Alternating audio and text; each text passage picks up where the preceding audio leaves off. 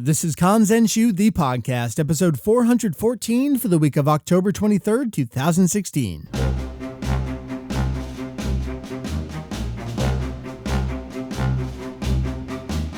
Break out the champagne, the glorious day has arrived. Welcome to Kanzenshuu, the podcast, an extension of the all-encompassing Dragon Ball fan site, Kanzenshuu. We cover anything and everything Dragon Ball in hopes of enlightening and a little bit of entertaining. We are so excited because we have arrived. We are finally in the future here, October 2016.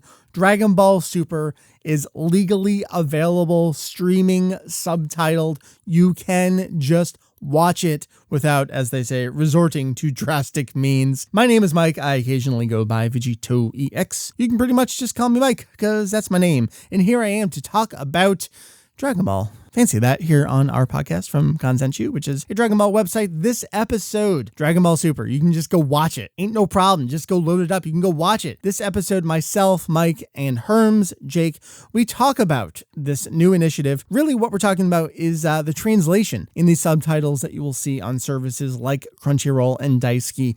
What is the translation style? What did they get right? What did they get wrong? What are some of the spelling conventions that are used? What are some of the transliteration and pun adaptation choices that were made? How would we do them? Would we do them pretty much the same way? Spoilers, yeah, pretty much. That's going to be our topic this week. It's a very exciting time right now, and we're so glad to preempt other topics that we had planned to do this instead. This announcement really came out of nowhere, and we're going to talk about that in our brief little news update, which will just be me before I kick you over to the topic there. We have lots of other stuff coming your way. We have our final Dragon Ball Fusions review that we've been putting off for a little bit, but that's coming because hot on its heels is Dragon Ball Xenoverse 2, which is coming out this week, which will then be followed in December by the international localization of Dragon Ball Fusions.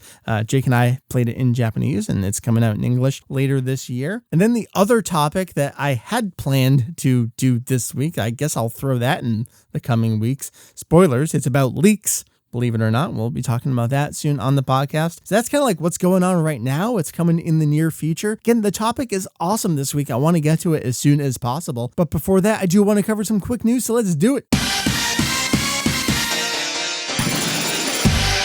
So, you can just go watch Dragon Ball Super right now. Toei finally got off their butts. You can watch Dragon Ball Super on services like Crunchyroll and Daisuki, and there's one called Anime Lab that is down in Australia and New Zealand. This was just announced this last week, and it started up with episode 63 that aired this weekend in Japan. It is up. You can go watch it now, subtitled. It was up within about 2 hours on these other services. Crunchyroll totally fell to its knees under the weight of Dragon Ball fandom Saturday evening here. That was kind of to be expected. Right now, Crunchyroll and Daisuki have the entirety of the Future Trunks arc of Dragon Ball Super, which is episodes 47 through the current episode, which is 63. And they are saying that they will be going back and adding episodes weekly in about batches of 10. So at some point, you will be able to watch the entirety of the Dragon Ball Super TV series legally subtitled streaming. That is very exciting. So that was really the big news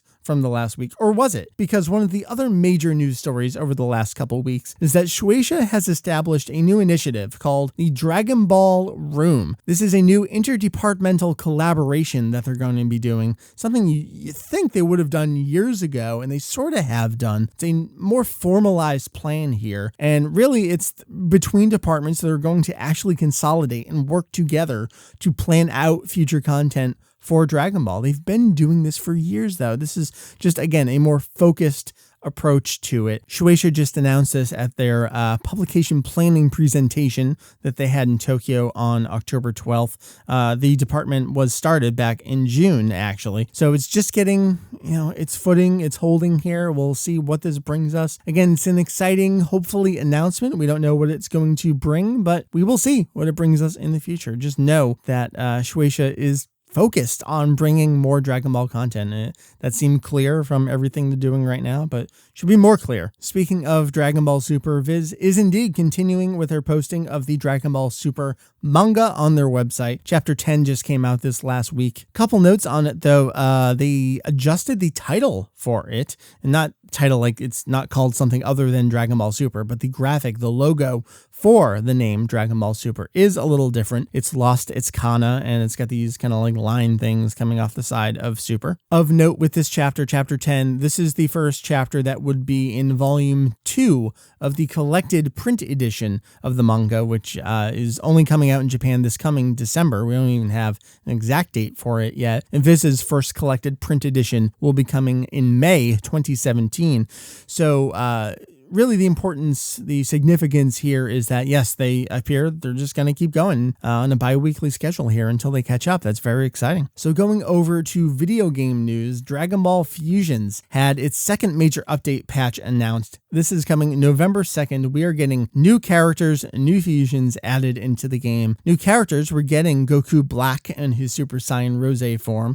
We are also getting the Dragon Ball Super version of Future Trunks. But then new fusions, we're getting Trunks fused with Trunks, the child present timeline Trunks fusing with his Dragon Ball Super self. So yes, we do get part blue, part purple hair. But then we're also getting Super Saiyan Rose Goku Black fusing with Super Saiyan Broly. Yes, new characters coming to Fusions. I cannot wait to play around with this. It's just so absurd, and Dragon Ball Fusions is so much fun. No announcement of whether this patch will make it to the international version of the game. Extreme Butoden did eventually get a major patch with the online play and Z-Assist characters, so I have hopes for Dragon Ball Fusions as well. Other video game news, Dragon Ball Heroes is celebrating its 6th anniversary, and I wish I had a bigger update for you here, but this just happened. We haven't had time to go back and look at it, but they held a giant live stream in support of this. Masako Nozawa, Ryo Horikawa were there. They were talking about the success of Dragon Ball Heroes,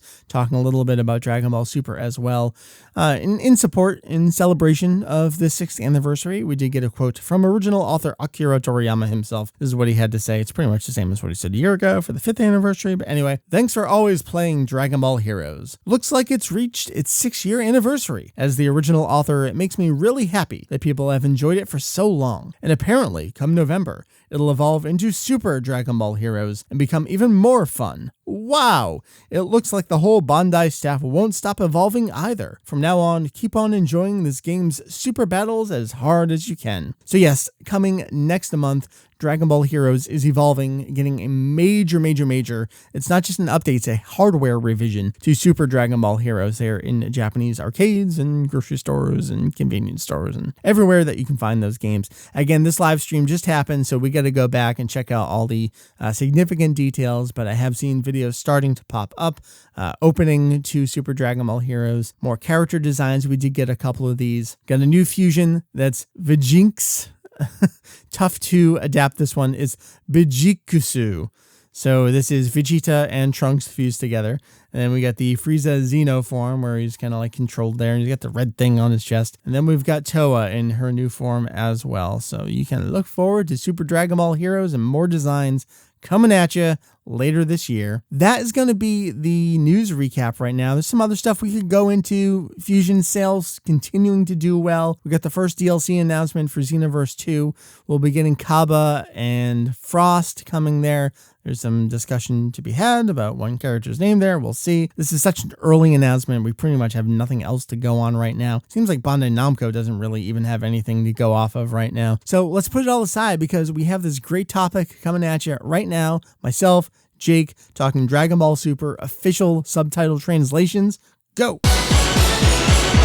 Here we are, a little bit over a year after Dragon Ball Super began airing on TV in Japan. And finally, here in October 2016, we have a legitimate, licensed, legally available simulcast of the series that we can watch on our computers, on our devices. It comes out the same day as it airs in Japan. Dragon Ball has finally embraced, we should say Toei has finally embraced the future here. And to talk about the translation choices in the subtitles that you will see on these services, such as Crunchyroll and Daisuke, it's me, it's still Mike, but I've brought along for the ride, it's Jake, it's Herms. Hey. Hello. Let's talk about this, man. There's a lot of specific examples we can get into that I'm sure people are curious about, and we will get to those. But I kind of want to start with kind of like a quick summation of the overall style of the translation. We've had various translation styles over the years. In an official capacity, I guess the most obvious ones have been Steve Simmons and Clyde Mandelin working for Funimation. And you and I have talked about their styles a little bit, but how would you kind of briefly explain the two of them? Well, Simmons always opts for a very direct translation of the Japanese, just like generally word for word, as direct as possible. And I mean, on an earlier episode, you actually had him on where he pretty much explained that. And then Mandolin is, I mean, he's pretty close as well, but compared to Simmons, he'll take more liberties, not to change the meaning, but to just try and present the same idea in a more colloquial type of style of English. So we've had those on Funimation's releases. Started with Steve, then went to Clyde for the original Dragon Ball TV series. Steve has stayed with his DBZ and GT work as the years have gone on. And that's kind of been it for Dragon Ball translations. There have, of course, been fan translations of certain things out there. We've shied away from talking about specific groups, but now that this has come out, Dragon Team has officially announced they're discontinuing their work on Dragon Ball Super. So I think we're at a good point now where we can acknowledge that they existed and they were working on the Dragon Ball Super series. I'm glad to see that they're letting it go to the official channels here. For those who had been following along with the Dragon Team translation of Dragon Ball Super, Jake, how would you describe that translation style? I don't know how consciously they were doing that, but they always seemed like they were doing it in very much in the Simmons style. Just that the same kind of, like, everything in the Japanese is just like there's something equivalent to that in like word for word kind of thing overall. Yeah, I think the way Steve explained it on the show was that, and you're saying word for word, but the way he described it, I think, was everything that's in Japanese is represented in some way in the sentence, and that may be things like dropping some of the G's in Goku's speaking style or some kind of contraction, something like that. Yeah, that's a better way of phrasing it. Like, just everything it's represented somehow. It's with two languages as different as Japanese and English. You can't always, like, literally do a word for word thing. Like, well, like with a lot of the accents or the specific speech quirks of characters, there's literally no literal translation. Right. So you have to kind of improvise. Sure. And so Simmons does, here try and have the kind of the characters who talk like Goku have the kind of country bumpkin thing going on here, try and have some equivalent to that.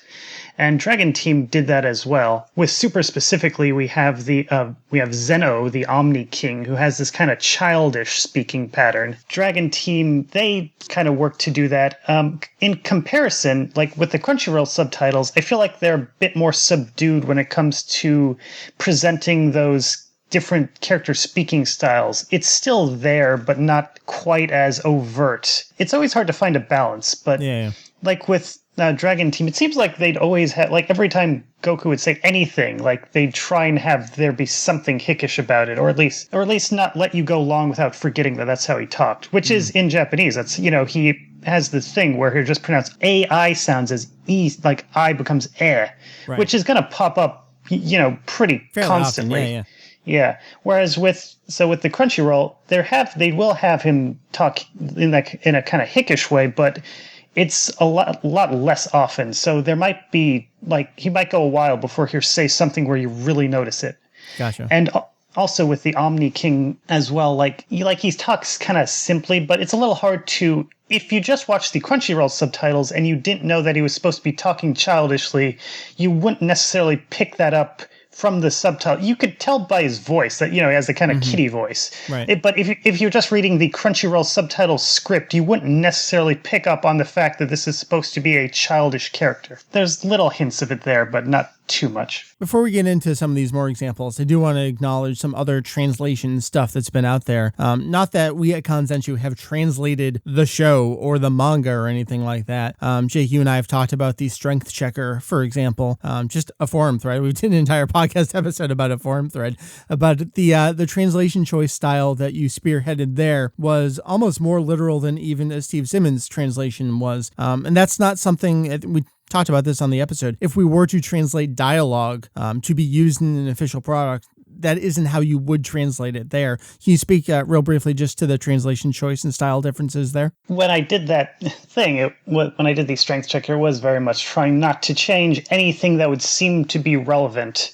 I get the example I always think of is in the Buu arc, there's this thing where Goku says, like, well, the translation is like, oh, we are very much not a match for his strength, Right. which is very awkward. And also like, but I did that because I figured that, someone would object if I if I just said, oh, we're no match, then that kind of changes it, not by any normal standards, but just for the whole power level thing. Yeah, I mean, you can see the entire spectrum of how you could translate something like that. Like, there's no way we're a match for him. We're absolutely no match. We can't do it. I mean, there's so many ways to say the exact same thing, but to someone looking to be pedantic in that area, none of those things actually mean the same thing. So I think I just want to acknowledge all these different types of translation styles to kind of set the stage for how we're going to talk about the new official subtitle translation for Dragon Ball Super. So we talked about the overall style a little bit, where it's relatively direct, more similar to Simmons than anyone else. Let's talk a little bit about terminology mixing going on. The way I would describe it is something like, if there's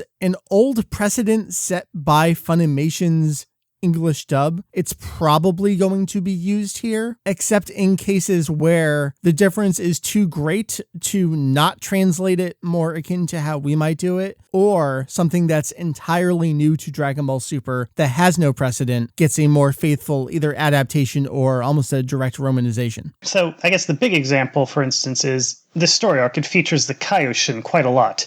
And so for the subtitles, they always translate this as Supreme Kai, which is what the dub uses. It's a whole other topic of how that really adapts the idea. But so they just, it's like this search. They just always use Supreme Kai. Whereas with Omni King Zeno, the newly introduced god, they leave that just untranslated as Zen-O. They do have that little hyphen there, so it's Z-E-N hyphen capital O-H. I like that. That reminds me a little bit of Gine in Viz's translation of Dragon Ball Minus, with the dash between the Gi and the Ne. So I think you wouldn't pronounce it Gine if you didn't know one way or the other. I think that's a great way to not have you pronounce it Xeno, especially with Xenoverse on the horizon right now. I think that was a smart choice. In addition, there's the completely unrelated character Zuno, right? Who in that case it's Zu and then No. Like to a Japanese listener, these would just be very big, obvious differences that you wouldn't even have to really think about. But for an English audience who, from their perspective, these are all just kind of random syllables,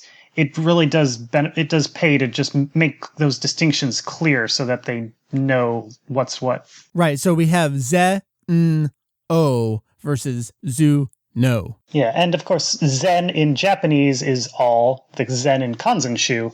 O is king, like so Kai-O, world king, and Gyumao, the ox demon king, and things like that. And Yu-Gi-Oh, game king. So Zen-O is literally the king of everything, or just Omni-King, like I want to say. In contrast, Zuno is just a very direct pun on the Japanese word for brain, but it's a kind of different situation where Zen-O is the character's title and not really his name. It's like, just calling someone like the king of Europe, except he's king of everything. Right. Whereas Zuno is the character's name, and though it's a very obvious pun on brain, it's not like he's called Brain in Japanese. It's not a perfect analogy, but it's sort of like having a character who's really smart and calling him Brian in English. You say that. I always think, too, on the back of my Son Mei Neverending Story set, Brain Dance is written as Brian Dance. And then in MST3K, there's Brain Guy, who gets called Brian sometimes. Got it. Well, let's go with some of these other specific examples. Things like the evil containment wave, the Mafuba, which just came up. That's the Funimation name for that technique. It's not entirely far off, but I think we would go with demon instead of evil. Yeah, that's essentially the only difference is Mafuba literally translates like a demon sealing wave. So sealing containment, that's basically the same idea, but it seems like they didn't want to use the word demon to avoid offending religious people, I guess, so they swapped it out for evil. Right. Except they kept it here, but then they go with the Great Demon King. Yeah, for Piccolo's title. So again, I think this is just if there's a precedent, they'll go with it. But then King Piccolo, I don't know. I feel like I don't even know how to describe it. I feel like they're just kind of mixing whatever they feel is best. Like, how far can we go with straight up Japanese terminology? And I guess maybe we'll throw the dub fans a bone almost, or maybe they had a style guide and missed something here or there. Yeah, like the really weird thing is that for Masenko, they translated that as demon flesh, which is what Masenko means, very literally. Right. Ma's demon, Senko's flesh. But for the dub, that's always just been left untranslated, and the pretty much in any English version of the story, it's always just been left untranslated. But for whatever reason, they decided here to translate it out. So that's something the English audience, like dub or sub, that's not something we're used to. So it's not inherently wrong, but it's just, I mean, it's breaking with precedent. So I do wonder like why they decided to do that like now of all times. But let's get into some of these big translation choices. You talked about one already, and that's Zen-O, where they kind of went with an untranslated version of it. I think the biggest question on folks' minds right now is how they handled Ningen in context here. And as we've talked about on the show a little bit and on the site and kind of everywhere, the way that Zamosu and Black, who is, if you're keeping up with Super, you know all this, the way they use it is kind of this catch-all for pretty much any sentient being. And Ningen has been used that way in the series before. I think the classic example we all always go back to is Ginyu was referred to as a Ningen. They're all human beings, so to speak, even science. But the way that they're handling that here is, I know Dragon Team, I don't want to say they came under fire for it, but it confused people when they used human for everything, because is that truly accurate how they're saying it? Well, maybe they should have used mortal. My response to that was, well, the gods are mortal too, so I don't think that's an entirely great way to do it. I think the official subs here are kind of going down the middle, and they're using either human or mortal, depending on the context and who's saying it and just what makes most sense at the right time. Yeah, there doesn't seem, I've looked, and there doesn't seem to be any pattern to when they use one or the other. Like, I do wonder if it is literally just like they have they have multiple translators working on this, and one of them will use one and one the other. Because, like, you might think, like, well, maybe when they're specifically contrasting, like when it's a god speaking to someone else and contrasting them with himself, they'd use mortal, whereas if they're talking specifically about an earthling, they'd use human, but it doesn't really pan out like that. But, I guess starting from the very beginning, like, yes, in the original series, we've got the Japanese word ningen, which is, generally speaking, translated as a human. But in the series, it's sometimes used in this kind of broad way to refer to it's often used in contrast to other things. So for instance, when Vegeta goes Ozaru and he's contrasting the power of an Ozaru, a great ape Saiyan, versus their regular form, he uses the word ningen, human, to distinguish a non-great ape Saiyan from just... So in that case, you could almost translate it as humanoid, like a human in contrast to a beast. And then when you've got the androids, the artificial humans walking around, they speak of the Vegeta and Goku as ningen in contrast to themselves. So in this context, it's like ningen means a flesh and blood human in contrast to these artificially enhanced guys. And then in the Buu arc, which is kind of the big precedent for how the term's used in Super, you've got Kaioshin and Kibito, and then the Elder Kaioshin. They refer to, again, Goku and company as ningen, in contrast to themselves, who are, of course, gods. So in that context, well, this is where we get into the idea of translating as mortal, because it's contrast in English when you're contrasting a god to a non-god. The traditionally non-god, you'd say mortal.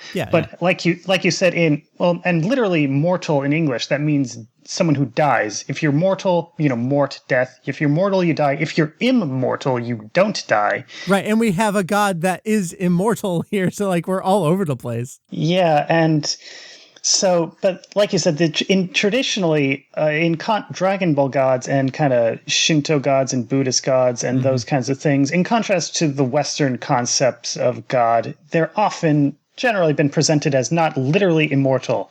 They live for a very long time, but they don't live forever. Like they still have a lifespan, even if it's many thousands of years, which the Elder Kaioshin explicitly says is like, I'm at death's door. I probably don't even have 1,000 more years of life left in me.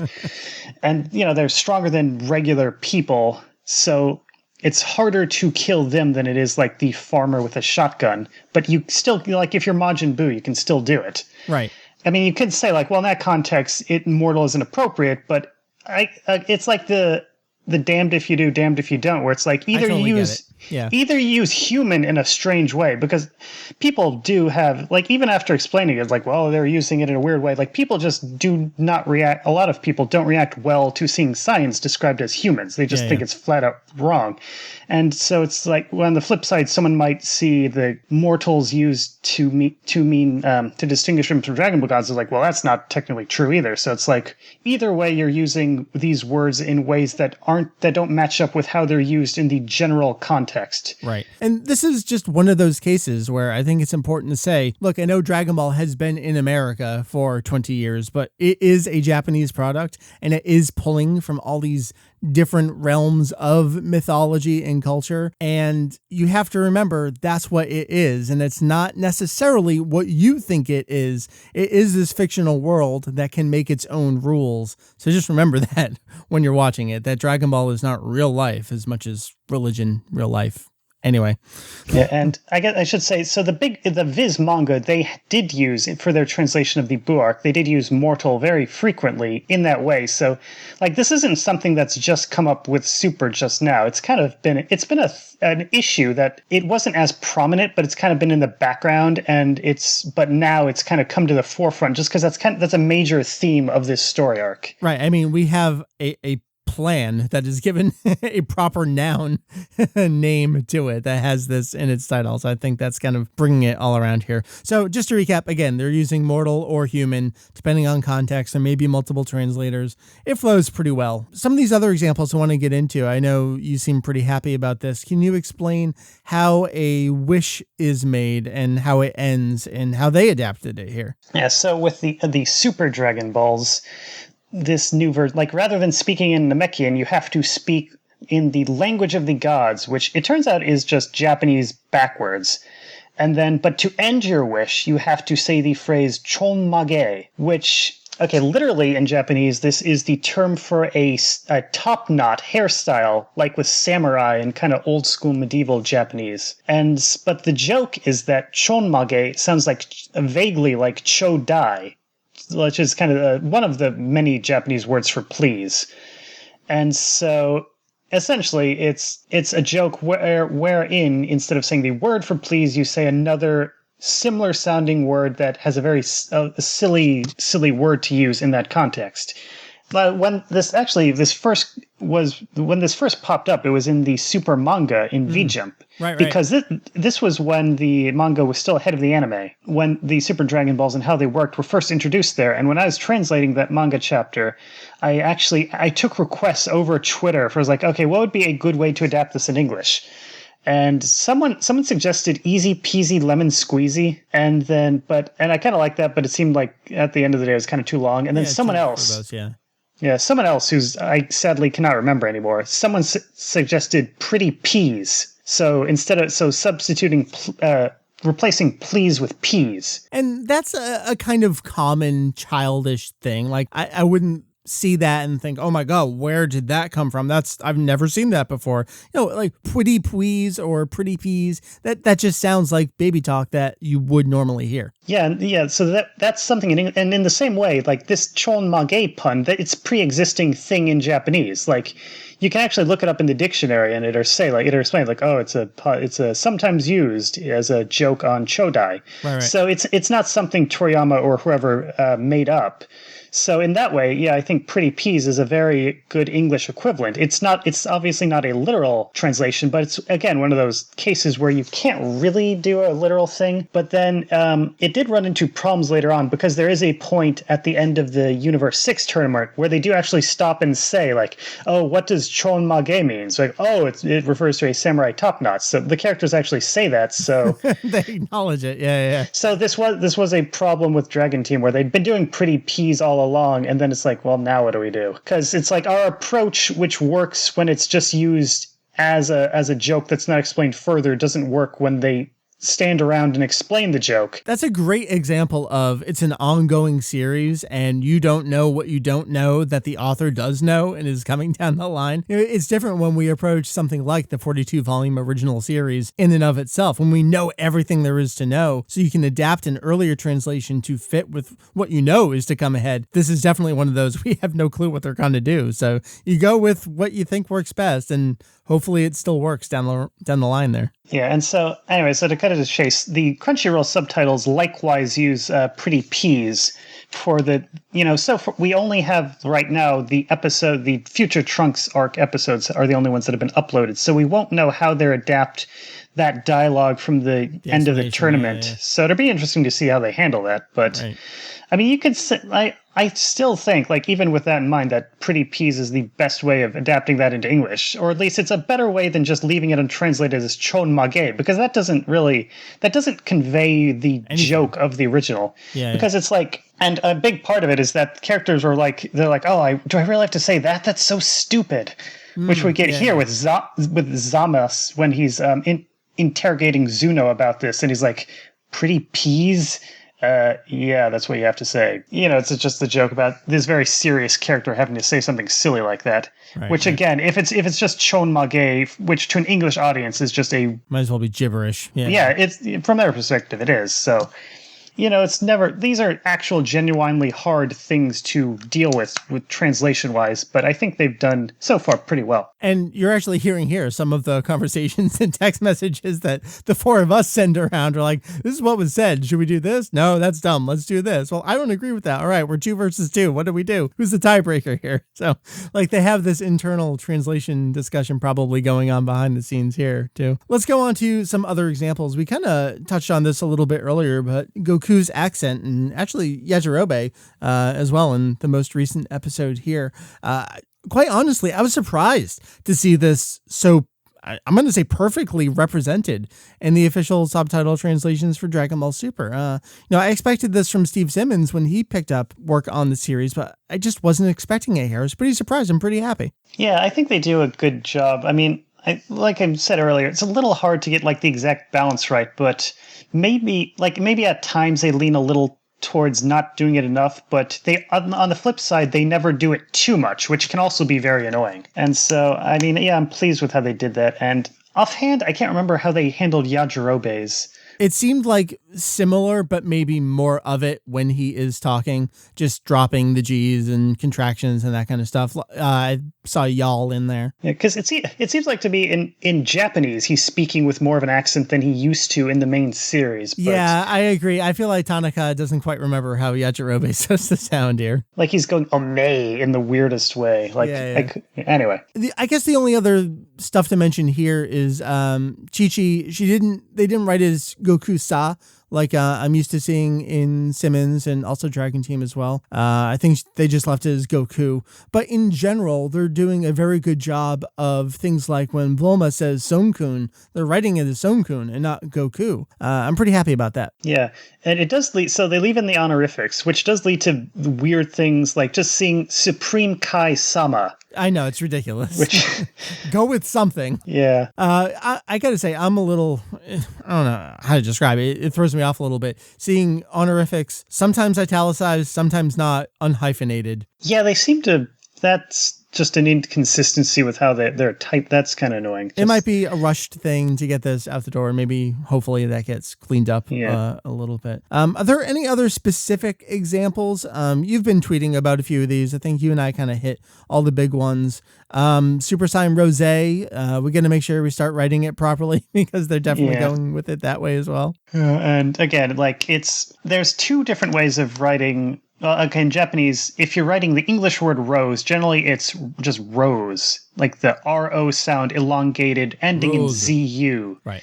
Which, like, for comparison, in Yu Yu Hakusho, there's Kurama's attack, the Rose Whip, which he says in English as just Rose Whip. And then in contrast, there's also rosé, which comes from what people keep bringing up is the wine, which is the pink wine, which it gets kind of circular because the wine is named after the French word for the color pink, which is rosé. Right, yeah. And the color is kind of named after the flower after the color. And it's like, you can't, it's kind of like there's kind of a difference between that and rose, but it's not always maintained.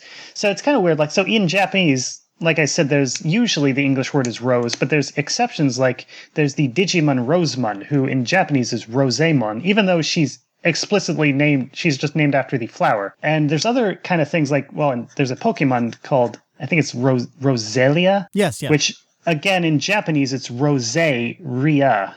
So even though it's the flower, they're using that rosé. There's this game from, I think it's Nippon Ichi, which just came out not too long ago. It's like Rose and the Mysterious Labyrinth or something, where it's, long story short, it's this girl who has a rose flower growing from her. And in Japanese, her name is Rosé, once again, where it's like, you know, even though it's explicitly a reference to the flower, they're using the spelling that's associated with the French wine and the French color, which maybe it's just Japanese people not always knowing precisely where these foreign words originate from, or I don't, or they're being intentionally kind of poetic and mixing it up a bit. But anyway, long story short, it's like you can kind of justify not having it as rosé with the little diacritical mark in English, but like at this point, you know, now that these official subs use it, there's pretty much no reason not to have that on there, aside from just being lazy, like I typically am. And I mean, Nozawa is saying rosé and not rosu. So well, that's the thing. It's like in Japanese, it's spelled for the transformation. It is rosé, and unlike in English, in Japanese, when something's spelled in these katakana or hiragana, there's really no ambiguity about how it be pronounced out loud. Right. It's like as soon as we saw like they had the episode titles which leaked early, as soon as we saw though that was the name, we knew how they were going to say it out loud. Right. Yeah, I think a lot of people, I don't know, because I'm not one of these people, maybe just because I've been in the game so long, but maybe if you're a newer anime fan, you're still training yourself to read subtitles while also listening. I feel like some folks can't do the three things at the same time, which is watch, listen, well, I guess read, watch, and listen. Some people seem to just watch and read without the listen part.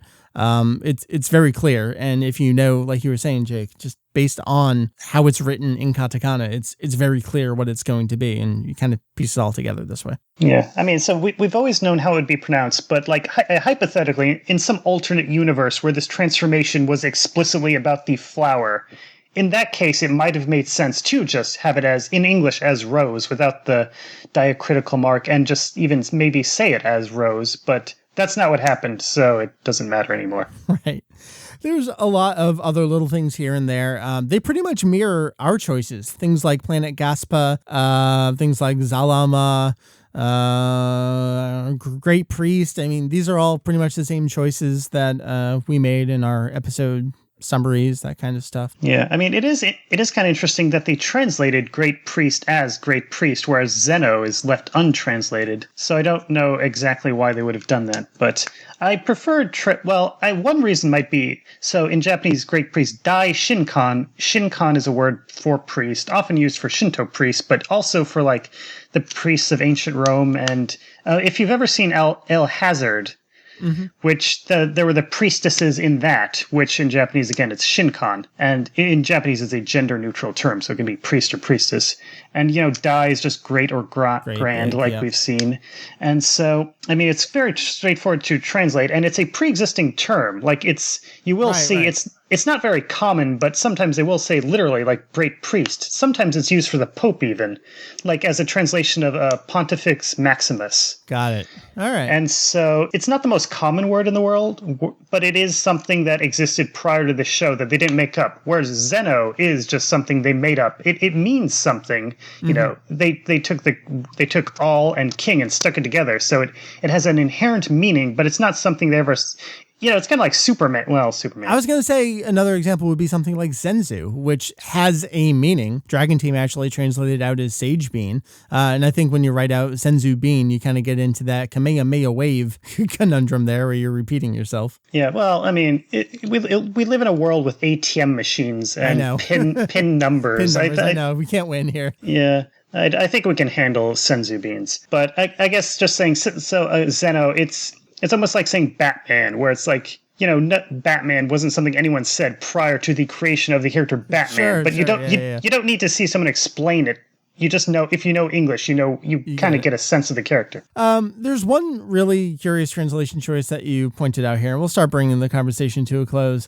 And that's Ningyo, which was used in reference to black as like this copy version, not to be confused with copy Vegeta from earlier. The official translations here went with Golem, which I thought actually kind of works. Maybe I've just been playing too much Final Fantasy lately. Well, so Ningyo is literally like a doll or a puppet. And so if you break it down, it's like the shape of a human. I was going to say, it's the same Nin or Jin here that we've been talking about in Ningen and Jinzo Ningen, everything there. Yeah. And by pure coincidence, Ningyo, with the character for fish, it becomes mermaid, but that doesn't have anything to do here. But okay. Anyway, so they're talking so spoilers, this turns out to be false, but they were speculating for a while there, the characters in the series, that Black was like a fake version of Goku that Zamasu made with the Dragon Balls as a puppet. When they were saying that, that's when they tossed around the word Ningyo, maybe he's this puppet of Zamasu, and that's when the word that they end up translating as golem in the subtitles, which a golem is from Hebrew mythology. It's essentially like a robot made with magic, if you really want to get down to it. It's like the idea was like they're these mystics, these sages again, who if they were smart enough, they could make their own life. So it's kind of Prometheus as well.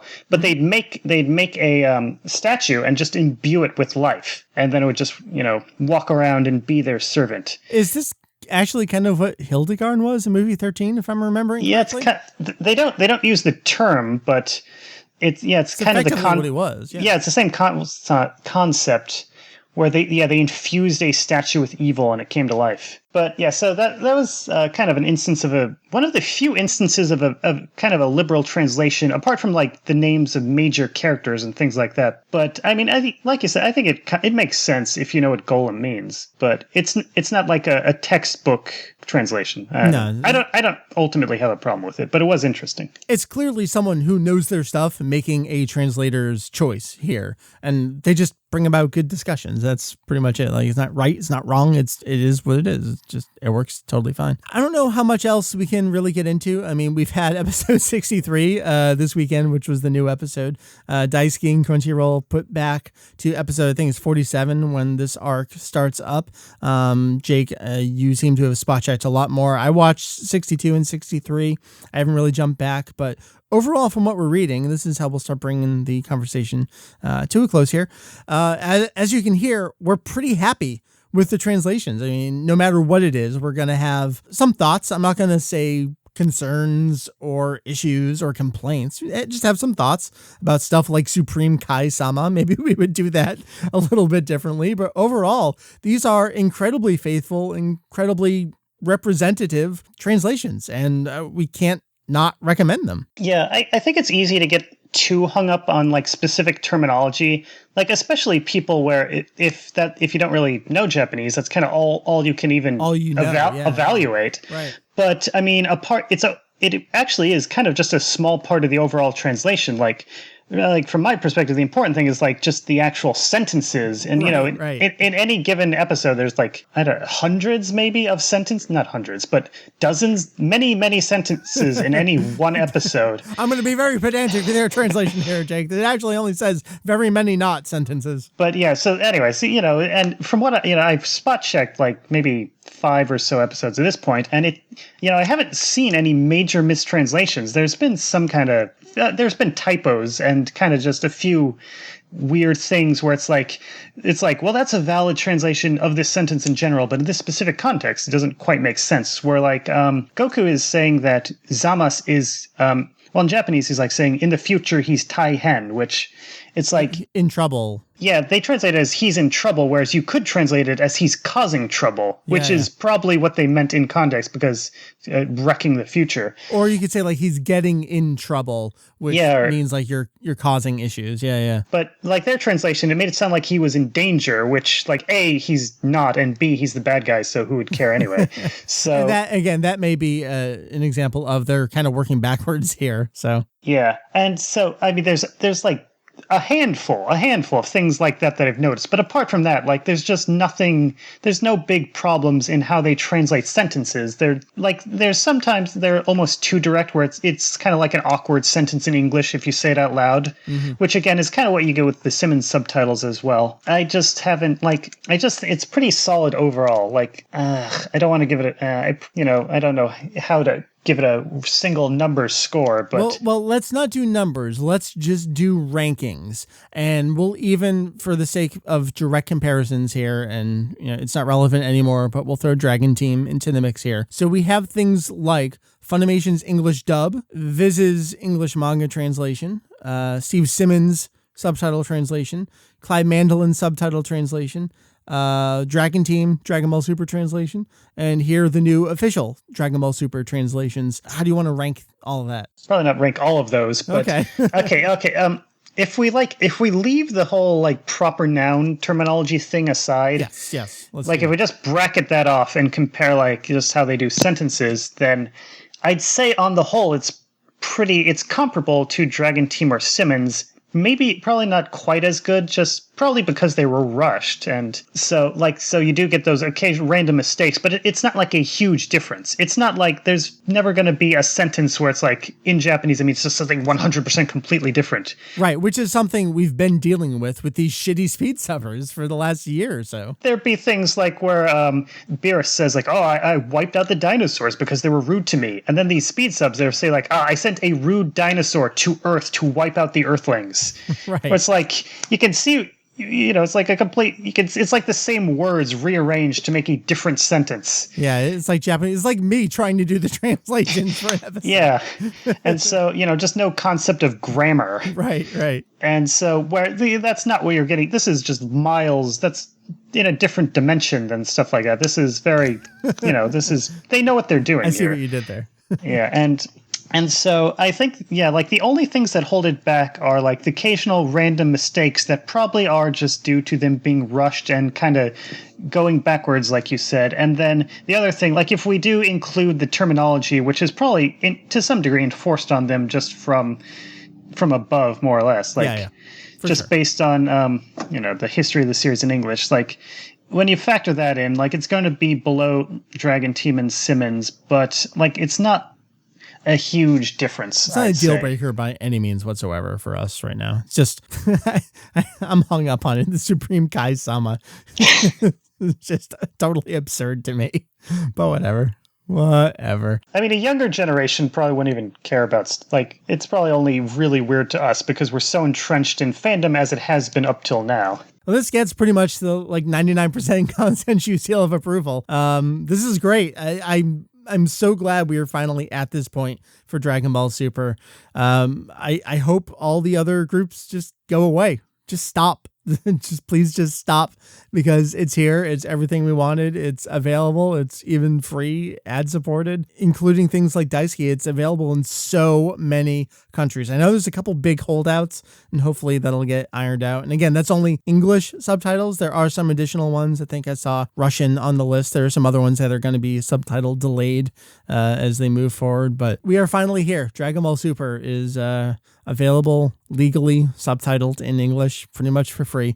This is a great thing, and we look forward to where it goes from here. And of course, the subtitle translations will likely be adjusted if and when Funimation gets the license. There is absolutely precedent for this kind of thing for companies to do their own internal retranslation. And this is kind of important to know. I think much like people say things like the Ocean dub, as much as I rebel against that, we're even doing it here. We're referring to it as like the Crunchyroll subtitles. Made by Mr. Crunchyroll. Right, exactly. Daisuke is using the exact same subtitle translation.